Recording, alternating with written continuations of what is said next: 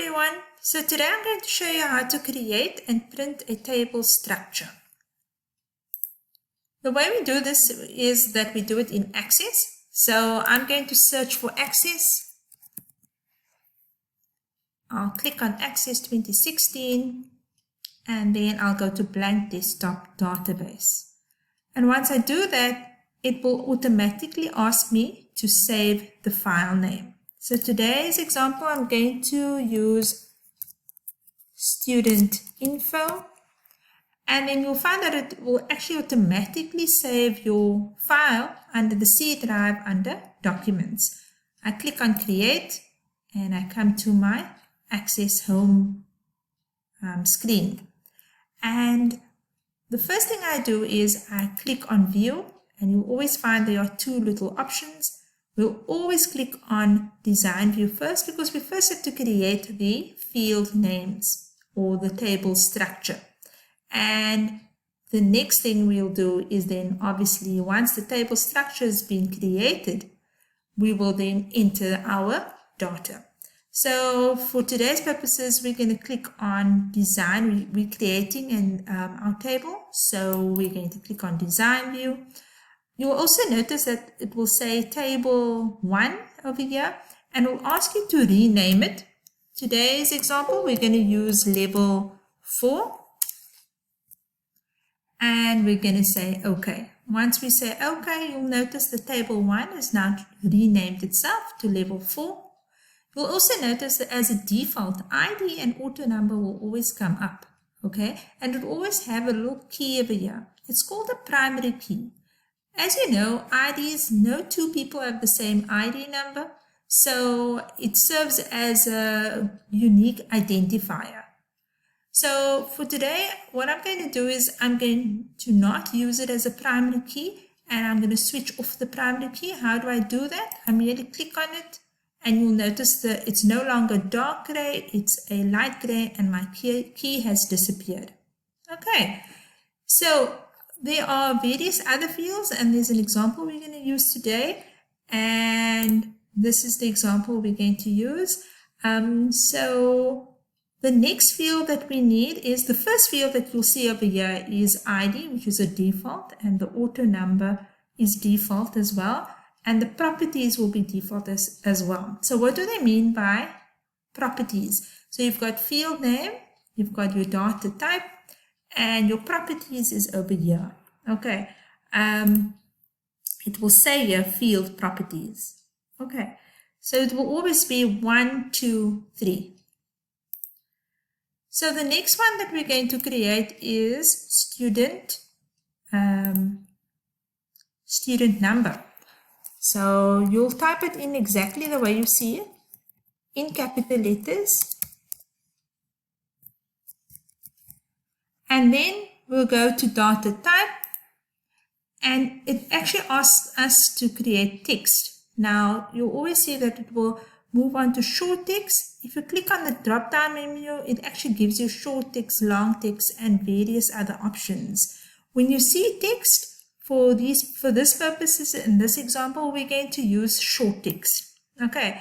So we've typed in our student number, we've selected short text, and our field size is going to be 10. So you'll notice where the field properties is, our field size, we need to change. It will always default to 255. So what you will do is you'll delete that and you will replace it with 10.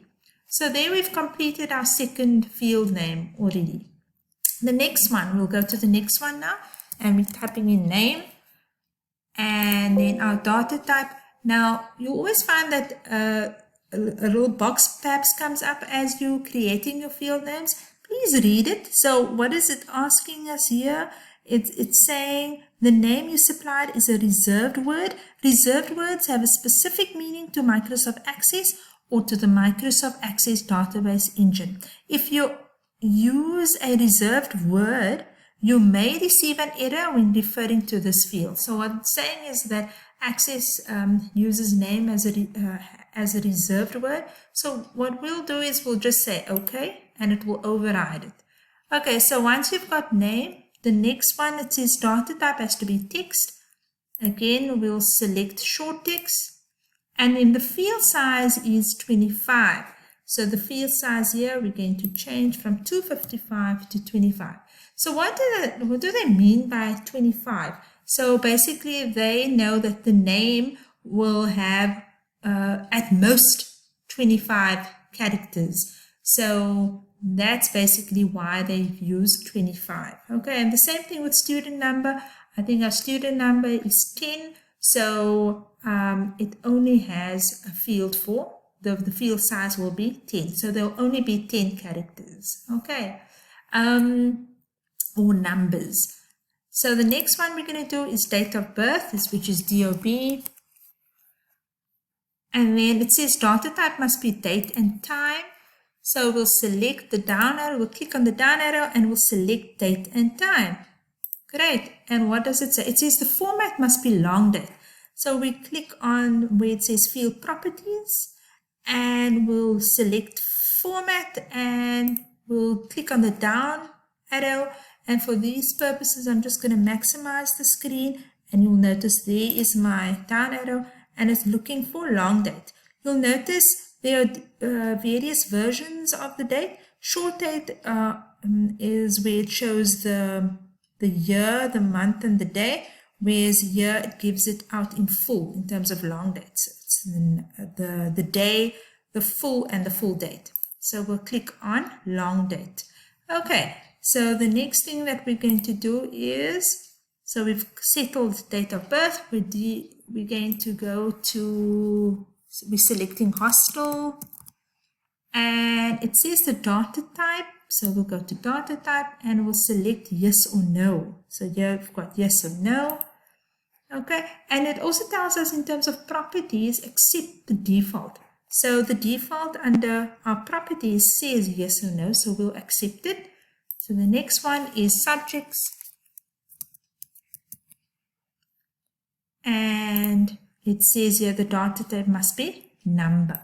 So we'll select number and then accept the default.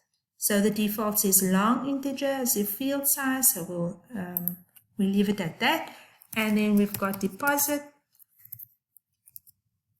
paid, and then we've got currency. Let's say that the data type is currency. We'll select the down arrow and we'll select currency. We know our currency is in rands, so the format is in rands. However, they've asked us to please change the decimal places to 2. So when you see format, you'll notice if I click on currency, if I click on the down arrow, it will show me currency, it will show me rand values, euros. So we'll select rand. It will automatically be selected, but however, it's good to check on it. And our decimal says auto. So if we click on the down arrow over here, we're going to change it to 2 because that's what they requested.